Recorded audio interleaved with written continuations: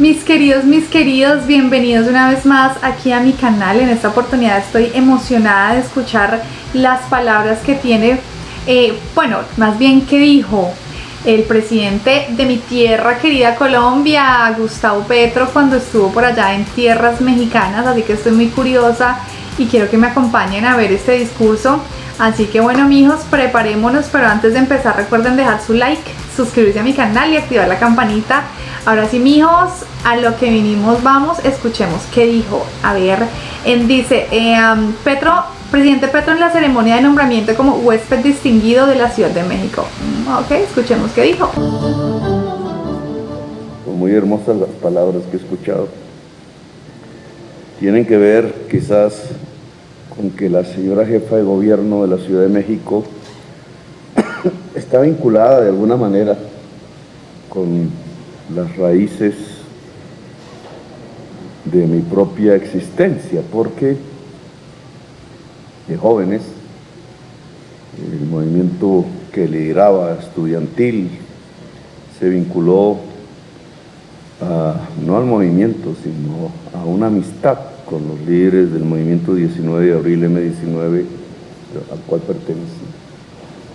Aquí estuvo Rafael Vergara, delegado del movimiento, gozando del exilio, entre comillas, porque la nostalgia siempre invade el exilio, pero permitiendo México en ese entonces que insurgentes colombianos en ese entonces que luchaban por la democracia pudieran estar aquí, entablar conversaciones, diálogos, sueños, ilusiones con también revolucionarios mexicanos, con líderes y lideresas de los movimientos sociales.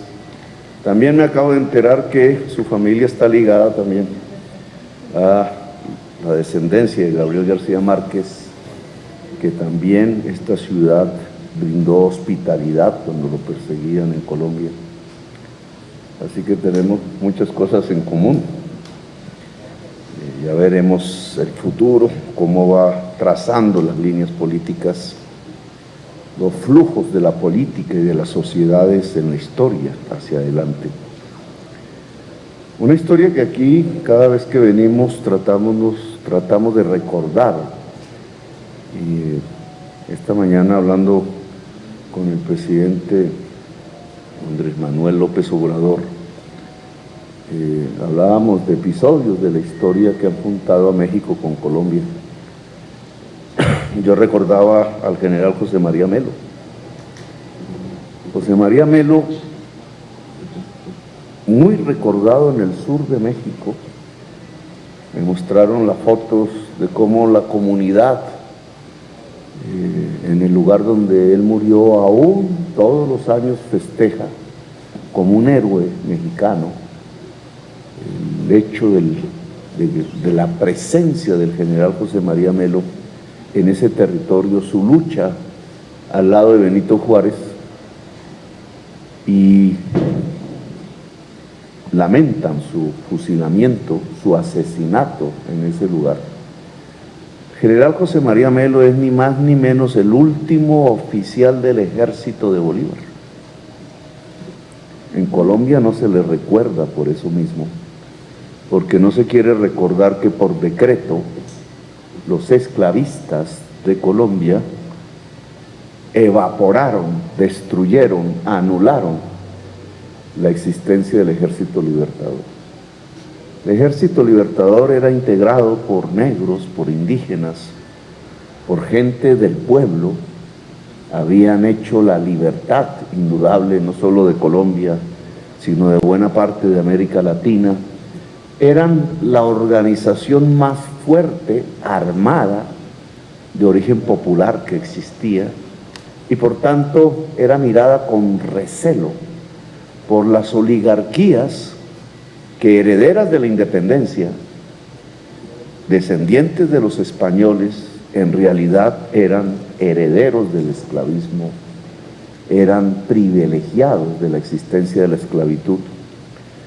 Y un ejército de negros, un ejército de campesinos, de chusma, como decían en Santa Fe de Bogotá, de los sin camisa, de los que no tenían sino alpargatas en sus pies, pero que estaban armados y que habían derrotado uno de los principales ejércitos del mundo, el ejército monárquico español.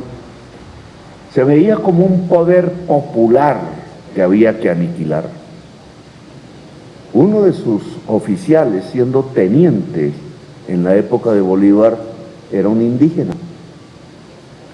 Había nacido en el sur del Tolima, en Coyaima. Se llamaba José María Melo. Fue ascendiendo dentro del Ejército Libertador por sus méritos. Como indígena podía ascender en un organismo popular, no lo hubiera podido hacer dentro de una sociedad como la colombiana, que excluía a los indígenas y a las negritudes del poder. A la muerte de Bolívar fue a luchar en Venezuela en contra de los secesionistas para que la idea de Bolívar pudiera ser real, la Gran Colombia y la unidad latinoamericana, y fracasó en el intento. Regresó a Colombia y llegó a ser general. Siendo general, una insurrección artesana, es decir, los obreros del entonces, en 1850-51, en Bogotá, lo erigió presidente de la República. Es el único presidente indígena que ha tenido el país. Era el último oficial del Ejército Libertador.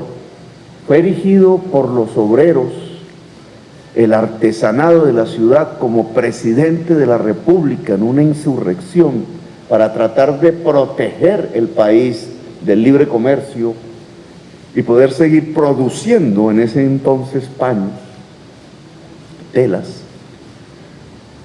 Fue erigido porque era el jefe, comandante en jefe del Ejército Libertador. Duró 8 meses su cargo, porque los esclavistas organizaron sus ejércitos en el Cauca, en Antioquia, rodearon la ciudad y derrotaron militarmente al general. Y el general se fue a El Salvador, luchó contra el pirata norteamericano en Nicaragua, siguió hacia el norte y llegó a Chiapas. Y allí, como liberal, encontró una revolución liberal, la de Benito Juárez, y decidió luchar por las ideas de Juárez. Benito Juárez le otorgó el título de general mexicano de los entonces ejércitos, y allí en el sur de Chiapas fue asesinado por derechas conservadoras que no querían las libertades en aquel entonces. Esa historia junta a Colombia, junta a México, junta ideales, junta ilusiones indudables, junta raíces de las dos naciones, de las dos repúblicas, como que el último oficial del Ejército Libertador vino a morir en México. ¿Cómo es que en Colombia no se le recuerda? ¿Cómo es que en Colombia no hay, en este tipo de palacios, que son los palacios de gobierno, una foto de él, un cuadro, una pintura de él? ¿Cómo es que se ha borrado de los libros de la historia? Porque como también un presidente negro, no se quiere que las juventudes y las generaciones futuras puedan descubrir que Colombia tuvo un presidente negro y que Colombia tuvo también un presidente indígena. Los presidentes tenían que tener los apellidos de abolengo, tenían que tener la tez clara, tenían que ser dignos descendientes de la monarquía española, tenían que ser descendientes y herederos del sistema esclavista, que no cayó con la libertad ni con la república, sino muchas décadas después, y que aún hoy se mantiene en uno de los países más desiguales del mundo, no en términos de sistema de producción, sino de cultura y de mentalidad. Aún la mentalidad esclavista está en el poder, en las gentes del poder político y económico de Colombia. Por eso Colombia durante 2 siglos no pudo construir una democracia. construyó una república, pero no una democracia. Y después de asesinatos y violencias por doquier, por primera vez tiene un gobierno popular similar.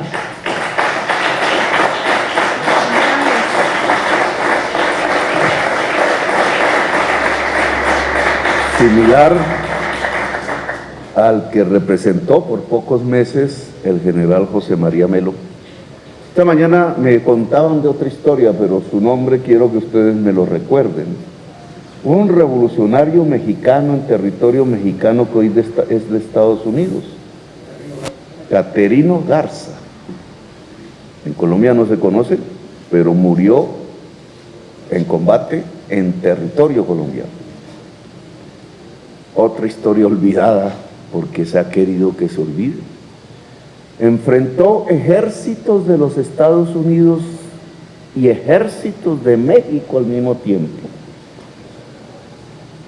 Y desapareció del territorio en la vieja Texas, allá donde hoy las derechas pululan y generan mentalidades absolutamente anacrónicas al interior de la sociedad de los Estados Unidos. Él era el revolucionario mexicano. Y de pronto dejó de pelearles, nunca lo encontraron, nunca pudieron allí darle de baja, como dicen en las jergas de la violencia. Y de pronto aparece en Costa Rica. Y en Costa Rica hace una reunión muy interesante donde va Maceo, el independentista cubano, y Martí, el otro independentista cubano, y Rafael Uribe Uribe, el liberal colombiano que se enfrentaba a las ideas conservadoras de aquel entonces, anacrónicas absolutamente, y trataban todos de construir repúblicas realmente libres, independientes y libertarias. Se llamaban a sí mismos liberales. Rafael Uribe Uribe, señora jefe de gobierno, es el famoso Aureliano Buendía de los 100 años de soledad de Gabriel García Márquez, el de las 1000 batallas y las 1000 derrotas, el del coronel no tiene quien escriba. Rafael Uribe Uribe cayó asesinado a hachazos a escasos metros del Congreso de la República de Colombia en Bogotá. Era el único liberal en ese entonces que podía ser senador. Había luchado con las armas y hecho la paz. En esa reunión, que era una verdadera internacional liberal revolucionaria, en Costa Rica, país de revolucionarios en ese momento, a fines del siglo XIX, lo que se larvaban también eran ilusiones, posibilidades de una América Latina diferente. En un lugar cercano, de allí salieron para Cuba, de allí salieron para Colombia. Caterino se fue para Colombia a luchar por las ideas liberales. Y en territorio entonces colombiano, en Bocas del Toro, cayó bajo las balas del ejército conservador colombiano y cercano a un gran buque de guerra norteamericano que estaba allí cerca, porque Bocas del Toro dejó de ser colombiano unos años después, cuando nos quitaron a Panamá y por tanto al Canal de Panamá. Un mexicano murió allí, revolucionario en el territorio colombiano. Miren esas historias, una de aquí, otra de allá, cómo se van conjugando en una misma marea, en un mismo flujo de la historia, que al final es la historia de las luchas, de las ideas, de las ansias de libertad, de las ansias de democracia. Historias que van quedando en los pueblos, en la memoria, que tratan de borrar de los libros de historia quienes hacen esos libros desde las oligarquías, pero que se va imponiendo en la realidad. Yo me quisiera llevar los restos del general José María Melo a Colombia, a hacerle un homenaje, y me encuentro que tuvo descendencia aquí, que allá donde lo asesinaron crecieron sus hijos e hijas, sus nietos, sus bisnietos, que allá están sus herederos, que hacen parte de México, ya no de Colombia, y que allí la comunidad ha construido monumentos que no hizo la República de Colombia, allí él lo ha envuelto en banderas, allí ha construido la leyenda y la cultura popular, allí se le considera un héroe, como no se le considera en la República de Colombia. El esfuerzo de llevarme los restos se estrella contra otra realidad viva, que es el que ya el general José María Melo, indígena, que ayudó a otro descendiente de indígenas, Benito Juárez en México, es un héroe y parte de la cultura y del patrimonio de un pueblo. Se hizo pueblo. Cuando una persona se hace pueblo, se vuelve indestructible. Queda ahí. No es simplemente los restos o el intento de redignificarlo. Ojalá algún director o directora de cine excelsa pueda hacer las películas de estas historias. No sean solamente las historias de Hollywood las que llenen nuestras pantallas, sino nuestra historia. Desenterrarla, mover las tierras del olvido y poder redescubrir a las generaciones juveniles del hoy, a las que vienen del mañana, estas historias que están llenas de tanta pasión, de tanta intensidad, de tanta dignidad, de tanto sacrificio también, de tanta historia, que es la historia común. Estar aquí en México, entonces, para mí es todo un honor. De revolucionario colombiano que ahora se vuelve presidente, engarzado en los problemas contemporáneos, que a veces nos llevan hacia atrás, que revierten las opciones del futuro, o que a veces también nos llevan como los vientos hacia adelante, como si fuéramos velas de galeones todavía. Nos van llevando los vientos del pueblo en el fondo, los flujos de la historia, hacia lugares que yo creo merece la pena vivir y conocer, lugares de la historia en el futuro que quizás ya tengan que ver con los problemas de hoy y no los del siglo XIX, que tienen que ver con la crisis climática, con la posibilidad de extinción de la humanidad y de la vida en el planeta, tiempos que van llevando al norte, decía antes de ayer, al norte geográfico del planeta, hacia las extremas derechas, por los miedos en los que se va acorralando parte de su sociedad rica, el miedo a la mujer libre. Se reunió aquí en México la extrema derecha mundial, vinieron de Colombia también, una mujer, no voy a decir su nombre, y la decisión de ese congreso de las extremas derechas mundiales era considerar el feminismo enemigo, como si se asimilara al comunismo. ¿Qué dirían las mujeres del mundo hoy? Extremas derechas temerosas de la mujer libre, de la mujer igualitaria, temerosas de la mujer, extremas derechas temerosas de consumir menos en términos de carbón y de petróleo, que es el único camino para salvar la vida, extremas derechas temerosas del inmigrante.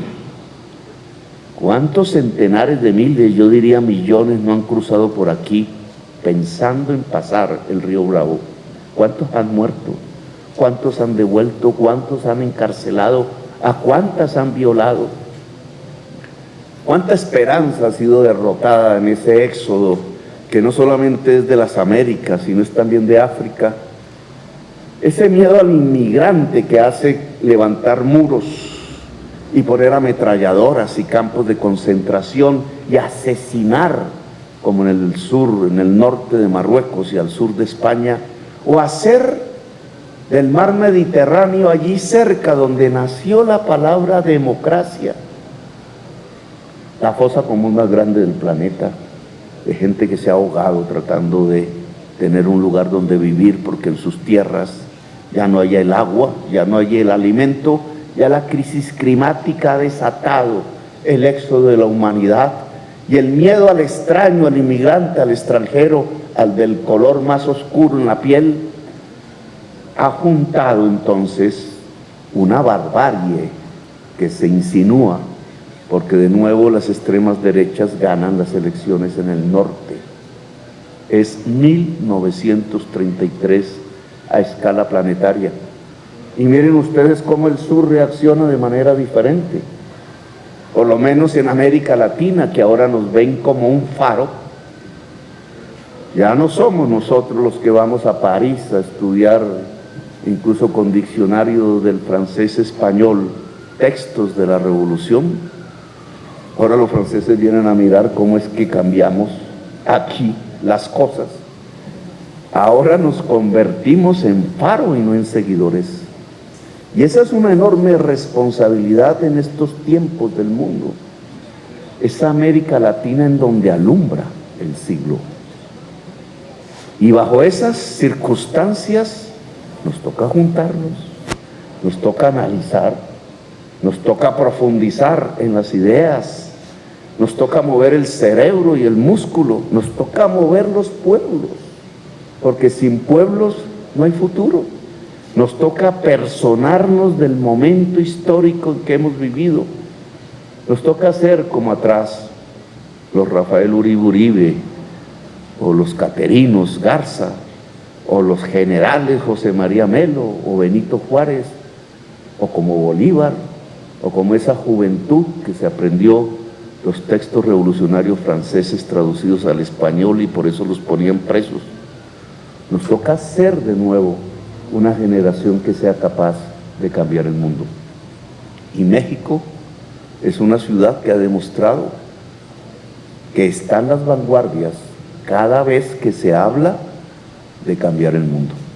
Gracias, muy amables, por su palabra.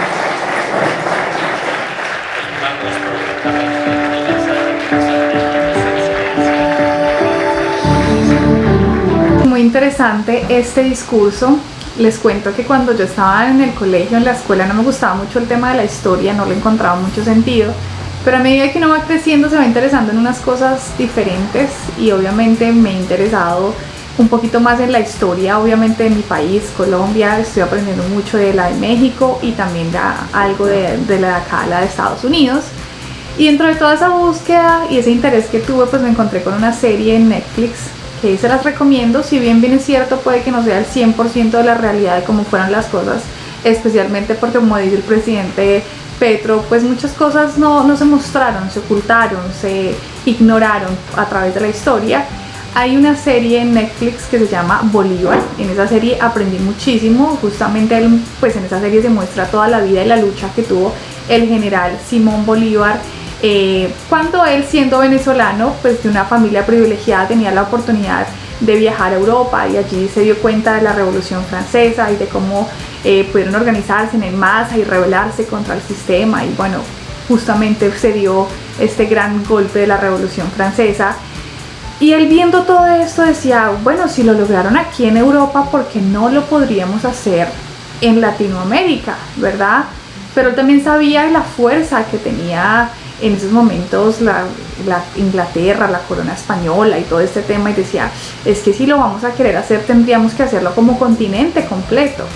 Y ahí es donde él hablaba justamente de la Gran Colombia, que eran estos 5 países principalmente, que seguimos siendo países hermanos porque fuimos liberados por Simón Bolívar.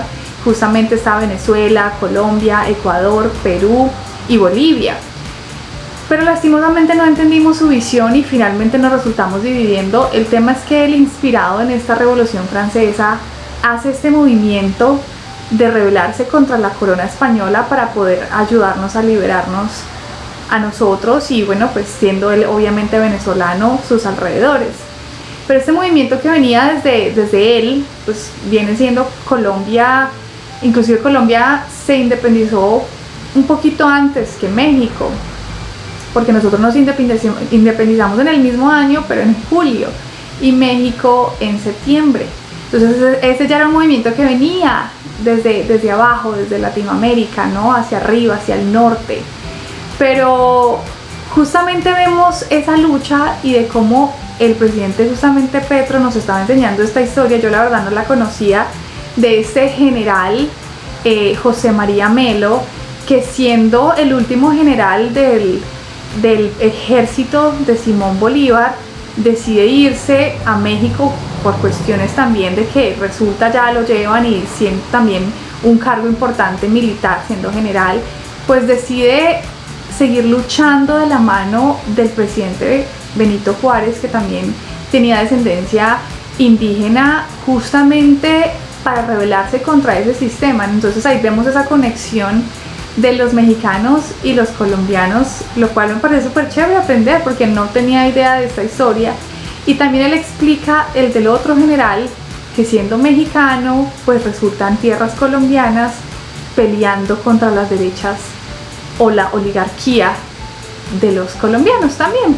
Porque justamente llevamos, imagínense, ¿cuántos años? O sea, desde que logramos la independencia, eso llevamos que 212 años, eso fue en 1810.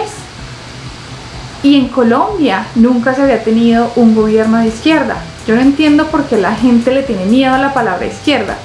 La palabra izquierda es simplemente intentar hacer las cosas de una manera diferente como se han hecho. Porque es que ya vimos que la fórmula no funciona durante más de 200 años, donde siempre se han visto beneficiados los mismos de los mismos, donde siempre sigue la misma maquinaria de los que están en los privilegios, en la élite, en los que siempre han estado ahí las familias, y el resto del pueblo pues sin oportunidades ni siquiera para una vida digna, ¿no? Es ahí donde uno dice, o sea, es que, vuelvo y repito, no se trata de, ay, sí son ricos, tienen el dinero y ya son ricos nada más, no, sino justamente de, oigan, son ricos y quieren seguir abarcando, porque es que así son ellos, abarcando con toda, ¿no?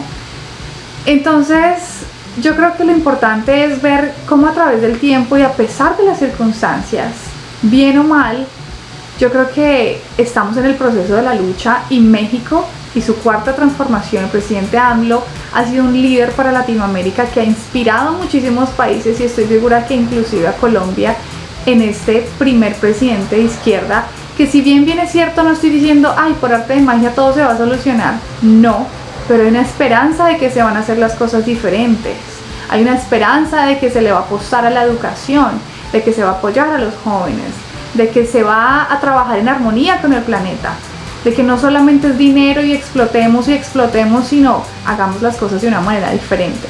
A mí la verdad me ha gustado muchísimo este discurso, ustedes cuéntenme qué opinan, qué piensan, y yo creo que en general, independientemente de todo, México y Colombia tienen muchas cosas en común. Siento que nuestra energía y nuestra gente nos llevamos bien, nos gusta ese intercambio cultural. Yo siempre he dicho que la influencia de México en Colombia es muy grande, así que ustedes cuéntenme aquí en los comentarios si están de acuerdo o no con lo que yo pienso y déjenme saber qué opinan de esta información, de esta historia y de todo lo que el presidente Petro nos dijo ahí en su visita a México. Así que viva Colombia, viva México. Me ha encantado, espero que me puedan apoyar con ese like, que se suscriban a mi canal, activen la campanita. Recuerden que nos vemos en mis otras redes sociales. Mi frase favorita ha llegado. Mi corazón es mexicano, mi sangre colombiana. Nos vemos en un próximo video. Chaito, chaito.